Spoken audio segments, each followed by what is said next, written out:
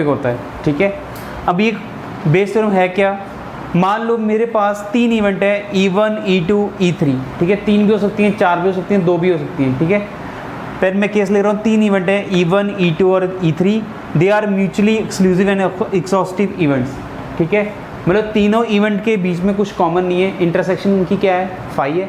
मतलब mutually exclusive मतलब क्या होता है, इनकी इंटरसेक्शन फाई है। और एक्सॉस्टिव इवेंट का मतलब क्या होता है कि इनको अगर यूनियन करें तो क्या बनेगा, सैंपल स्पेस बनेगा। और सिंपल सी बात, अगर इनकी प्रोबेबिलिटी का सम करें तो क्या होगा, 1 होगा। मतलब probability of E1 plus probability of E2 plus probability of E3 किसके इक्वल होगा, ठीक है। अगर 3 इवेंट दिए हैं जो म्यूचुअली एक्सक्लूसिव और एक्सक्लूसिव इवेंट्स हैं, तो इनकी प्रोबेबिलिटी का सम किसके इक्वल होगा, 1 के इक्वल होगा, ठीक है। ये इंपॉर्टेंट है। अब बेस थ्योरम में क्या कहा है कि मान लो मेरे पास ऐसे 3 इवेंट हैं जिनका आपस में कोई कनेक्शन नहीं है, पर ये तीनों इवेंट मान लो एक इवेंट ए के साथ जुड़ी है, ठीक है।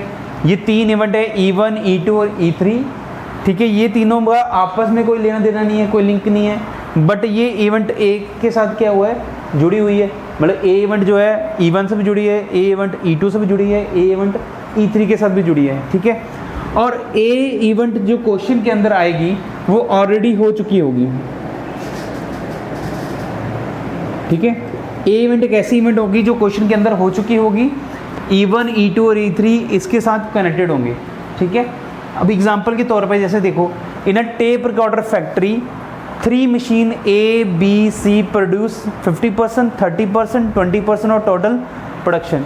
एक टेप रिकॉर्डर फैक्ट्री है जिसके अंदर 3 मशीन है A, B, C। A कितना बना रही है, 50% प्रोडक्शन, B कितना बना रही है, 30%, C कितना बना रही है, 20%, ठीक है। अब देखो, अगर मैं यहाँ पर मान लूँ, यहाँ गैप देता हूँ मैंने मान लिया कि E1 जो है वो इवेंट है जो A मशीन बना रही है प्रोडक्शन, ठीक है। E2 बना रही है, मशीन B कितना प्रोडक्शन कर रही है, और E3 बना रही है कि मतलब यहाँ पर E1 का मतलब है कि tape recorder manufacture bye machine A। E1 का मैंने क्या इवेंट मान लिया है कि जो टेप रिकॉर्डर कौन प्रोड्यूस कर रहा है, मशीन A। E2 मान लिया कि टेप रिकॉर्डर कौन प्रोड्यूस कर रहा है, मशीन B। E3 मैंने मान लिया टेप रिकॉर्डर कौन प्रोड्यूस कर रहा है, मशीन C। अब देखो E1, E2 और E3 तीनों अलग हैं। इसमें जो एलिमेंट, जिसमें जो टेप रिकॉर्डर आएंगे वो कौन बना रहा है, A। इसमें आएंगे वो कौन बना रहा है, B। और इसमें जो आए हैं वो कौन बना रहा है, C बना रहा है। तो they are mutually exclusive and exhaustive events, ठीक है। अब the percentage of defected output of this machines are 3%, 4%, 5%। कहते हैं जो मशीन A, B, C है, ठीक है, वो कितना आउटपुट दे रहे हैं डिफेक्टेड, 3%, 4% और 5%। अब देखो इसका मतलब क्या है, मशीन A, B और C अलग मशीन्स हैं, पर तीनों मशीनें क्या कर रही हैं, डिफेक्टेड आउटपुट दे रही हैं। कोई भी मशीन है कुछ ना कुछ तो गलत बनाएगी, डिफेक्टेड बनाएगी। तो A मशीन जो है 3% बना रही है, B 4% बना रही है, C कितना बना रही है, 5%। तो मैंने यहाँ पर एक इवेंट मान ली D। तो tape recorder is found to be defected. जो टेप रिकॉर्डर हमने पकड़ा है वो क्या आया है, डिफेक्टेड आया है, ठीक है। उसने क्या कहा है, is selected at random, a tape recorder is selected at random is found to be defected. कहता है एक टेप रिकॉर्डर निकाला, वो क्या आ गया, डिफेक्टेड आ गया। क्या आ गया मेरे पास, डिफेक्टेड आ गया। Find the probability that the tape recorder was produced by machine A। अब ये लास्ट लाइन तो बाद में देखेंगे। उसने कहा ये टेप रिकॉर्डर निकाला, वो डिफेक्टेड आ गया, ठीक है। तो मैंने D इवेंट मान ली कि जो टेप रिकॉर्डर आया वो क्या आया, डिफेक्टेड आया। क्या मान लिया मैंने, टेप रिकॉर्डर। अच्छा देखो, अब ये जो D इवेंट है E1 के साथ भी है, D इवेंट E2 के साथ भी है, D इवेंट E3 के साथ भी है। क्योंकि जो डिफेक्टेड टेप रिकॉर्डर बनाया है वो A भी बना सकता है, वो B भी बना सकता है, वो C भी बना सकता है। ये D इवेंट इन तीनों इवेंट के साथ क्या है, जुड़ी हुई है, ठीक है। तो बेस थ्योरम में कैसे है, 3 इवेंट है जो जिनका आपस में कोई लेना देना नहीं है, पर एक इवेंट A के साथ वो क्या है, जुड़ी हुई है, ठीक है। लग गया समझ। अब बेस थ्योरम का फॉर्मूला क्या है, अगर A इवेंट हो चुकी है, नीचे मेरे पास A आ रहा है कि A इवेंट मेरे पास ऑलरेडी हो चुकी है, तो प्रोबेबिलिटी निकालनी है मैंने E1, E2, E3 में से किसी एक की। मैंने मान लिया मैंने E1 की निकालनी है, तो उसका जो फॉर्मूला होगा वो क्या होगा, probability of E1 into probability of A by E1। उल्टा हो जाएगा यहाँ पर, नीचे क्या आ जाएगा, नीचे सारे टर्म्स को ऐड कर देंगे, probability of E1 into A by E1 plus probability of E2 into A by E2 plus probability of E3 into probability of A by E3। ठीक है, अगर यहाँ पर E1 बाई ए पूछा है तो यहाँ पर डिनोमिनेटर में तो सारे आएंगे, न्यूमिनेटर में कौन आएगा? जो E वाला आएगा, E1 by A by E1। अगर हमें आप यहाँ पर उसने E2 पूछा होता कि ए गिवन है, E2 की प्रॉबिलिटी निकालो, तो ऊपर क्या आता है यहाँ पर E2 और ए बाई, ठीक है, नीचे क्या आते हैं? सारे आ जाते हैं। यहाँ तक नोट कर लो पहले।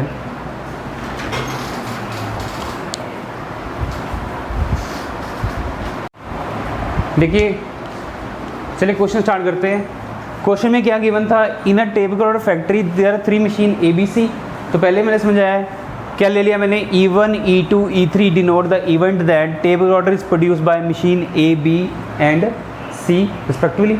ठीक है, तो 3 इवेंट मान ली। E1 इवेंट मैंने मान ली कि मशीन A बना रहा है, E2 इवेंट मैंने मान ली मशीन B बना रहा है, E3 इवेंट मान ली मैंने मशीन C बना रहा है। तीनों के कॉमन कौन सी इवेंट है? यहाँ पर जो इवेंट फाउंड हो चुकी है, कौन सी? A tape recorder is selected at random. एक तो टेप रिकॉर्डर हमने निकाला and found to be defected. वो क्या आ चुका है? डिफेक्टेड आ चुका है। जो इवेंट हो चुके हो उसको हम यहाँ पर नाम ए क्यों नहीं लिया? क्योंकि ए पहले यूज हो चुका है नाम, तो मैंने कह दिया let it D be the event that drawn tape recorder found to be defected. जो हमने टेप रिकॉर्ड निकाला उसको मैंने क्या मान लिया? डिफेक्टेड। ठीक है, अब प्रोबेबिलिटी ऑफ E1 कितनी होगी? प्रोबेबिलिटी ऑफ E2 कितनी होगी? प्रोबेबिलिटी ऑफ E3 कितनी होगी? देखो चेक करने हैं। प्रोबेबिलिटी ऑफ E1 का मतलब tape recorder was manufacture bye machine A, तो A कितनी % प्रोडक्शन दे रहा है? 50% दे रहा है, तो कितना आएगा? 50/100। ठीक है, टेप रिकॉर्डर मशीन A बनाएगा, उसका चांस कितना है? 50%। 100 में से 50 ही बना रहा है। ठीक है, E2 कितना है? 30%, 30/100। E3 कितना है? 20/100। ठीक है, अब क्वेश्चन में पहले देख लो निकालना क्या है। प्रोबेबिलिटी हमें गिवन कंडीशन कौन सी है कि डिफेक्टेड आ चुका है, डी नीचे, जो चीज़ आ चुकी है उसको मुझे लिखेंगे नीचे लिखेंगे, और is found to be defected. Probability क्या निकालनी है? Find the probability that the tape recorder was produced by machine A। जो टेप रिकॉर्डर है वो किसने प्रोड्यूस किया है? मशीन A ने। मतलब डी तो नीचे आ गया, ऊपर क्या आएगा? E1। तो ये निकालना क्या इस क्वेश्चन के अंदर? प्रोबेबिलिटी E1 बाय डी, क्योंकि डी हो चुका है। प्रोबेबिलिटी किसकी निकालनी? E1 की। जो चीज़ हो चुकी है उसको नीचे रखना है, जिसकी प्रोबेबिलिटी निकालनी उसको ऊपर रखा। फॉर्मूला क्या बनेगा? ये E1 bye D by E1। ठीक है, नीचे, अच्छा मैं थोड़ा नीचे लिख देता हूँ। प्रोबेबिलिटी E1 बाय डी क्या बना formula?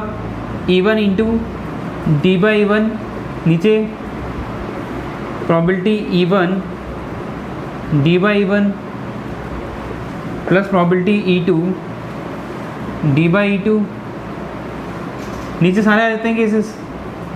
Probability of E3 into D by E3। ठीक है जी, हाँ जी, लगे समझ?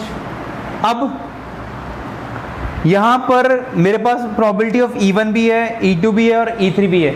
इसकी तो समस्या नहीं है। चाहिए क्या मेरे को? प्रोबेबिलिटी डी बाई E1 चाहिए। देखो अब समझो इसको यहाँ से, इस पहले क्वेश्चन को अच्छी तरह समझ लो आप। डी बाई E1 नीचे, जो चीज़ नीचे होती है उसका मतलब अब मैं अगर मान के चलूँ, मैंने प्रोबेबिलिटी निकालनी है कि टेप रिकॉर्डर क्या है? डिफेक्टेड। डी ऊपर है ना, जो चीज़ ऊपर होती है उसकी प्रोबेबिलिटी निकालते हैं। तो प्रोबेबिलिटी निकालनी है कि टेप रिकॉर्डर क्या है? डिफेक्टेड है। When it is given that it is manufacture by, क्योंकि E1 नीचे है, हमें पता लग गया कौन बना रहा है इसको? मशीन A बना रहा है। उसकी डिफेक्ट होने का चांस कितना दिया है? 3%, 3/100। अच्छा, प्रोबेबिलिटी डी बाई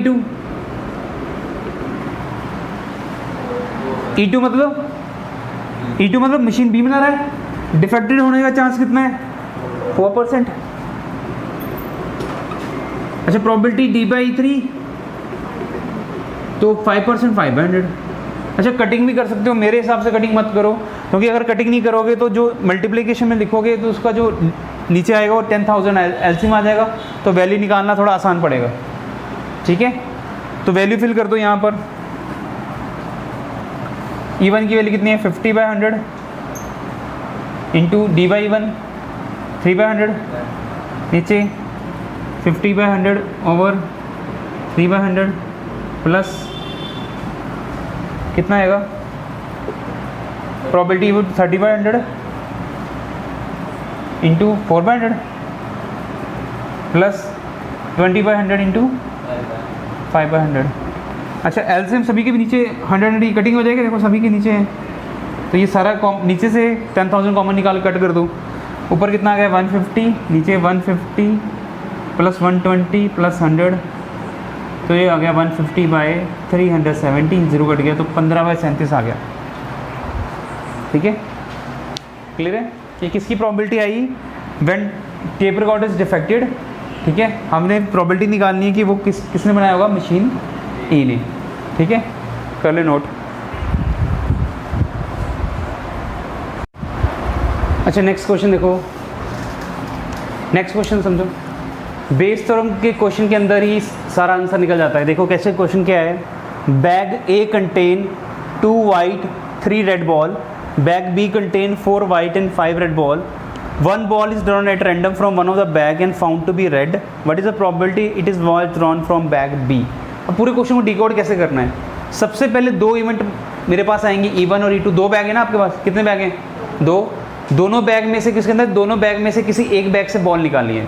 तो इवेंट E1 क्या मैंने मान लिया है कि पहले बैग से निकाली है, और E2 इवेंट मैंने मान लिया है बैग सेकंड से बॉल निकाली है। दो इवेंट हो सकती हैं।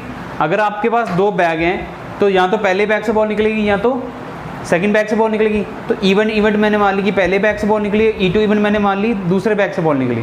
क्लियर है? अब R be the event that drawn ball is red, R क्या मैंने इवेंट मानी है। अब देखो यहाँ पर 1 ball is drawn at random from the bag and found to be red, जो बॉल निकाली गई है वो क्या आ चुकी है, एक इवेंट हो चुकी है। कौन सी, कि जो बॉल निकाली वो क्या आ गई है, रेड आ चुकी है, गिवन है। ठीक है, तो उसको मैंने क्या, are be the event that drawn ball is red. अब ड्रॉन बॉल जो है दोनों से अटैच है, E1 से भी E2 से, हो सकता है पहले बैग से निकली है, हो सकता है दूसरे बैग से निकली। E1 और E2 में आपस में कोई लेना देना नहीं है। ठीक है, अब दो बैग है, प्रोबेबिलिटी ऑफ E1, दोनों में से किसी बैग में से भी निकल सकती है, तो प्रोबेबिलिटी ऑफ E1 कितने आएगी, हाफ, प्रोबेबिलिटी ऑफ E2 कितनी आएगी, क्योंकि दो बैग है, दोनों का चांस इक्वल लाइकली है, पहले बैग से भी बॉल निकल सकती है, दूसरे भी। अगर 3 होता तो क्या चांस आता, 1/3 1/3 1/3, क्योंकि इनका टोटल कितना चाहिए हमें, 1 आ रहा है 1। ठीक है, अब मैंने यहाँ पर निकालना क्या है, थोड़ा नीचे लिखता हूँ, आर मेरे को गिवन है, मतलब आर हो चुका है, आर इवेंट हो चुकी है। इन दोनों में से प्रोबेबिलिटी किसकी निकालनी है, find the probability that it was drawn from bag B. कहाँ से निकालनी है, बैग बी से। तो बैग बी मतलब यहाँ E2, तो क्या आएगा प्रोबेबिलिटी E2 इंटू R/E2। ठीक है, नीचे प्रोबेबिलिटी, नीचे तो सारे आएगा R/E1, फिर प्रोबेबिलिटी E2 R/। अच्छा, हमें इसका मतलब प्रोबेबिलिटी ऑफ E1 E2 तो पता लग गया, हमने क्या निकालना है, probability of R/E1, probability R/। अब देखो प्रोबेबिलिटी R/E1 कितना होगा, सभी देखो नीचे E1 है। ठीक है, अब नीचे E1 का मतलब क्या है, पढ़ो, इसको पढ़ना सीखो तभी समय लगेगा। Probability of red ball when it is drawn from bag A, है ना। नीचे E1 का मतलब कि कौन से बैग से बॉल निकली है, नीचे E1 है ना, नीचे E1 का मतलब हमें दिया गया है कि बॉल जो निकली है वो कहाँ से निकली है, पहले बैग से बॉल निकली है, उसका रेड आने का चांस कितना है। तो पहले बैग में चले गए, फर्स्ट बैग के अंदर 2 वाइट 3 रेड, टोटल बॉल कितनी है 5, तो 5 तो बॉल है, रेड आने का चांस कितना है 3/5। ठीक है, नीचे कंडीशन ये दी है कहाँ जाना है हमने, फर्स्ट बैग में। R/E2 probability of red ball, देखो ऊपर वाले की प्रोबेबिलिटी निकलती है, probability of red ball when it is given that ball is drawn from bag second. R/E2 है ना, कौन से बैग में आएगा, कौन से बैग में आएगा, सेकंड बैग में। सेकंड बैग में देखो बॉल कितनी, टोटल 9 है, और रेड बॉल कितनी है 5/9। वैल्यू फिल कर दो, कैलकुलेशन कर दो, आंसर आ जाएगा। कर लोगे इसके आगे?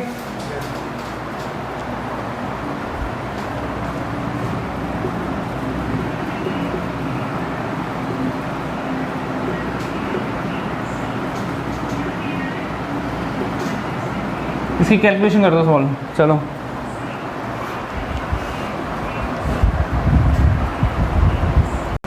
नेक्स्ट क्वेश्चन देखो। क्वेश्चन में क्या दिया है, जो डॉक्टर है, ठीक है, पेशेंट को विजिट करना है उसने बाय ट्रेन, बस, स्कूटर और टैक्सी से वो जा सकता है। ट्रेन से जाने का उसका चांस है 3/10, बस से उसका जाने का चांस 1/5, स्कूटर से उसका जाने का चांस 1/10, टैक्सी से जाने का चांस कितना है 2/5, ठीक है। अच्छा, अगर वो ट्रेन पर जाएगा तो उसका लेट होने का चांस 1/4 है, बस से उसका चांस 1/3 है, स्कूटर से उसका चांस 1/12 है, टैक्सी से ही विल बी नॉट, मतलब he will not late, late नहीं होगा। अगर वो टैक्सी जाएगा लेट नहीं होगा, ठीक है। अच्छा, when he arrive he is late, जब वो पहुंचा वो क्या है, लेट पहुंचा, ठीक है। तो यहाँ पर E1, E2, E3, E4 क्या होगा, 4 इवेंट होगी। E1 मान लेंगे किससे गया, ट्रेन से, E2 मान लेंगे बस से गया, E3 मान लेंगे स्कूटर से गया, E4 मान लेंगे टैक्सी से गया, ठीक है। अब लास्ट में कौन सी इवेंट होगी है, कौन सी इवेंट हुई है यहाँ पर, when he arrive he is late, वो लेट हो गया। लेट होने वाली इवेंट होगी, क्या लिखेंगे, L be the event that doctor arrive late, मतलब जो डॉक्टर है वो पहुंचा लेट है, या विजिट पेशेंट लेट, ठीक है। ऐसे लिख सकते हैं कि जो डॉक्टर है वो लेट पहुंचा है, तो उसको मैंने मान लिया L event. E1, E2, E3, E4 मैंने इवेंट मान लिया कि वो ट्रेन से जाएगा, बस से जाएगा, स्कूटर से जाएगा, टैक्सी से जाएगा, ठीक है। बहुत ही ईजी क्वेश्चन है, क्वेश्चन के अंदर ही आंसर सारे निकल जाते हैं, ठीक है। अब देखो इसको समझो, फॉर्मूले के अकॉर्डिंग निकालना क्या है आपने, देखो नीचे में लिख देता हूँ। अगर इसमें देखा जाए तो आपने निकालना क्या है कि पेश डॉक्टर लेट हो गया, एल नीचे आ गया, देखो एल नीचे आ गया। अब एल नीचे आ गया, उसने कहा है कि प्रोबेबिलिटी निकालो कम बाय ट्रेन, ट्रेन किस में नंबर पर, E1 पर, तो E1 बाय एल निकालना है। इसके हिसाब से मेरे को क्या चाहिए, E1 into L by E1, नीचे सारे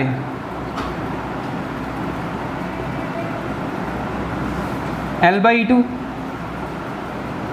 sorry probability of E2 L by E2, फिर probability of E3 L by E3, probability of E4 into L by E4। हाँ जी, समझ लगा, क्लियर है। अब इसमें जो वैल्यूज हो कैसे, मतलब L हो चुका है, लेट हो चुका है, प्रोबेबिलिटी कम बाई ट्रेन, तो ये फॉर्मूला आएगा। अब हमें चाहिए क्या, probability of E1, probability of E2, probability of E3, या यहाँ लिखते हैं,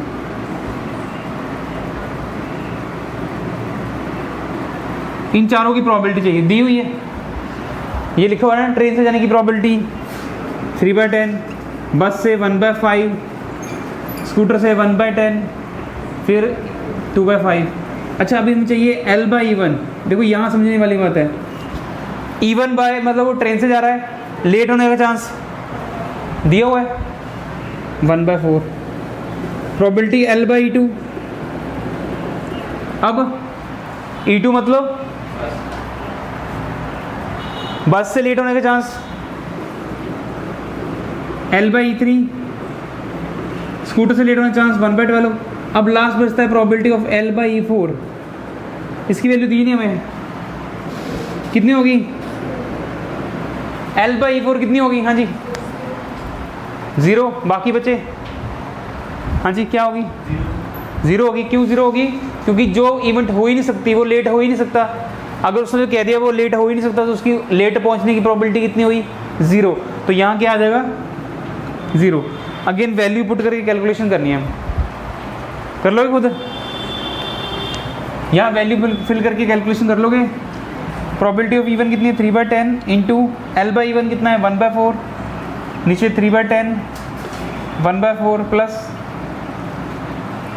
E2 कितना है 1/5, L बाई E2 कितना है 1/3 प्लस E3 कितना है 1/10, L बाई E3 कितना है 1/12। वो तो पार्ट 0 ही हो गया, तो ये 3/40, 3/40 प्लस 1/15 प्लस 1/120, तो इसको सॉल्व करने के लिए क्या करोगे, 40, 50 और 120 का एलसीएम ले लोगे, ठीक है, एलसीएम लेके निकाल लोगे। चलो करो सॉल्व खुद।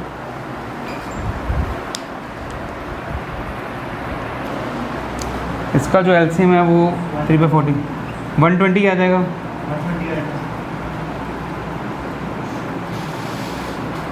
तो ये 39 प्लस 6 और 8 प्लस 1, तो 3/40 इंटू 140, 120/18 है ना। तो ये कट गया, 3 के टेबल पर कट गया मेरे पास 1/2। तो रिक्वायर्ड प्रोबेबिलिटी मेरे पास कितनी आ गई, 1/2। चलिए नोट कर लें आप।